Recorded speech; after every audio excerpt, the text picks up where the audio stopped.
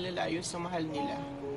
Malayo man sa isa't isa, pero hindi yun magiging hadlang para sumuko at iwanan mo siya. Maraming tukso sa paligid, lalo na pag malayo yung mahal mo.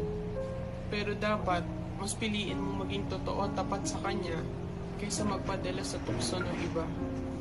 Nandyan yung mga away, tampuhan, higit sa lahat, pagsubok sa relasyon. Pero hindi yun magiging hadlang para sumuko kayong dalawa. Kahit gaano kalayo sa isa't isa at sobrang layo ng distansya, ang mahalaga, parehas yung pinaglalaban yung isa't isa. Isa sa pagsubok yung layo nyo sa isa't isa. Pero darating yung araw na magkakasama na kayong dalawa. At hindi nyo na kailangang mag-phone para mag-good morning at good night sa isa't isa. Kasi gigising kang masaya dahil kasama mo na siya. Kaya ikaw, kung nasa long distance relationship ka, mahalin mo partner mo ng buo at wag na wag kang magloloko.